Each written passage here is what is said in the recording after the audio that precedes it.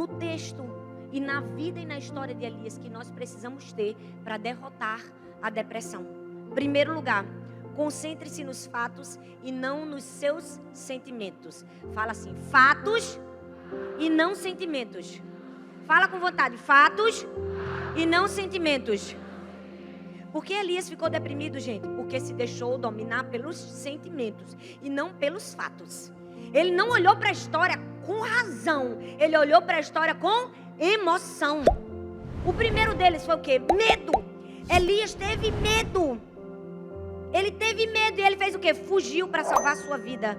E a Bíblia diz que ele chegou num pé de giesta, teve medo e pediu para morrer. Qual foi o primeiro erro de Elias? Se concentrar nos sentimentos.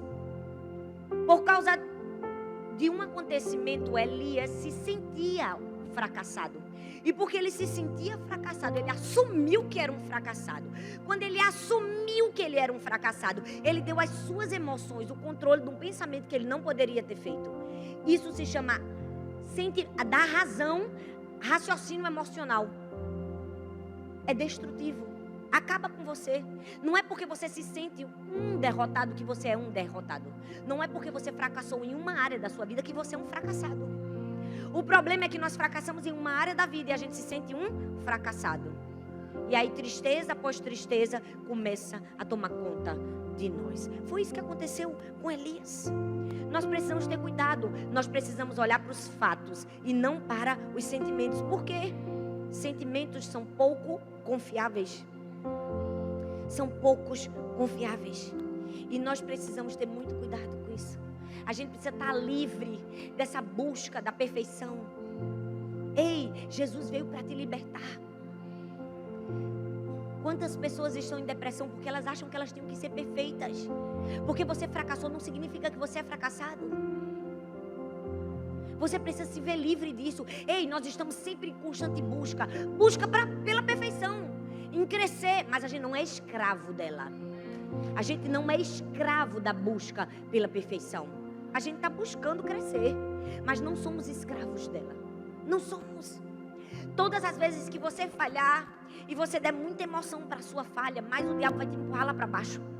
Vai dizer que você não presta. Ah, foi para isso mesmo que você... Tá vendo, ó? Nada do que você faz dá certo, ó. Nem sua vida espiritual tem estabilidade, ó. Porque às vezes a gente está buscando a Deus, não é?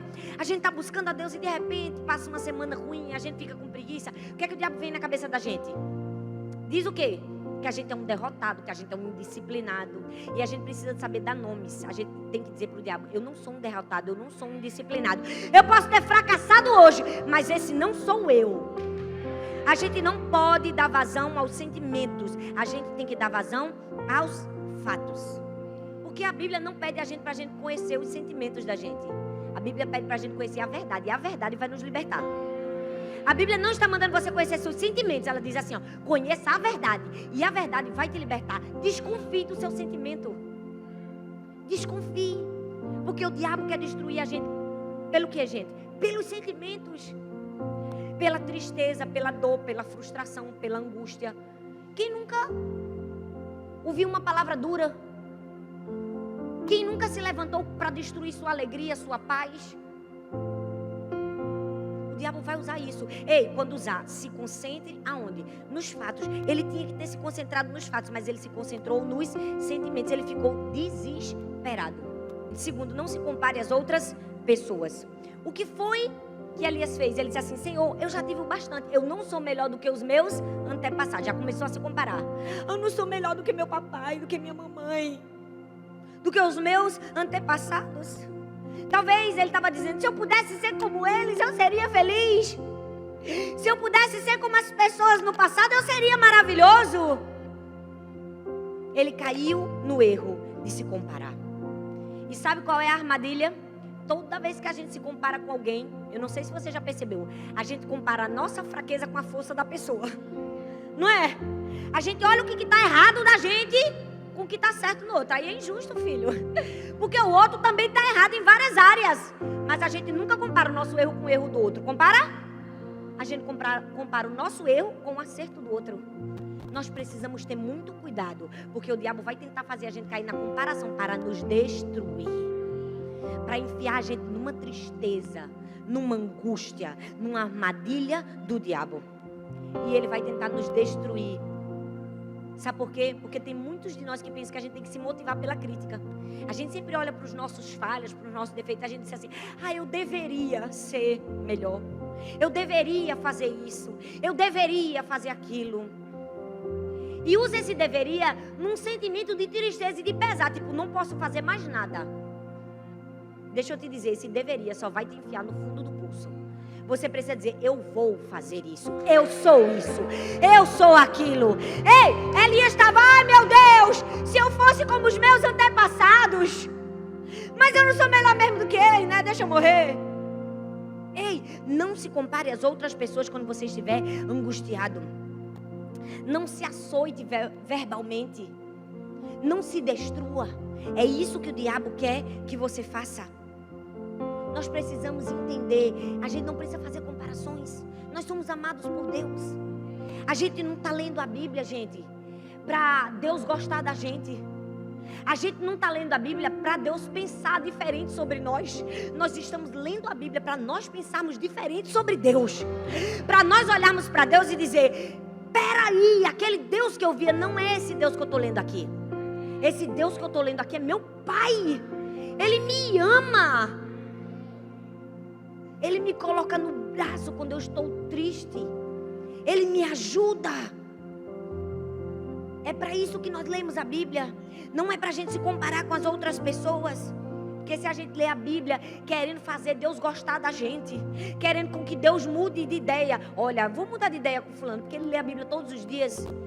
Vai ser terrível. A gente vai se sentir pressionado para ler a Bíblia. E tudo que a gente se sente pressionado, perceba, a gente tem a tendência de resistir. Deixa alguém te empurrar, o que é que você faz? Empurra de volta. É a reação natural da vida. Se você se sente pressionado a fazer uma coisa, você não vai aguentar. É por isso que você precisa mudar o seu entendimento. Você já é aceito e amado por Deus. Você não precisa ficar se comparando a sua líder de célula, ao pastor, ao irmão que veio aqui na frente, a ninguém. Porque se você fizer isso, você vai se destruir. Não se compare. Não se rotule. Tem gente que diz assim, eu comi demais. Ao invés de dizer, eu comi demais, ele diz assim, eu sou guloso. Não é? Desobedeceu, ele diz, eu sou desobediente. Não é? Caiu, ele diz o quê? Eu sou um prostituto. Não se rotule. Você não é. Você é o que a Bíblia diz que você é. Você não vai dizer assim, eu sou uma pessoa depressiva. Não! Você pode dizer assim, eu posso estar num momento de tristeza na minha vida, mas vai passar porque eu sou uma pessoa alegre. Eu sou uma pessoa cheia do Espírito Santo. Eu sou uma pessoa cheia de vida. Não se rotule para o mal.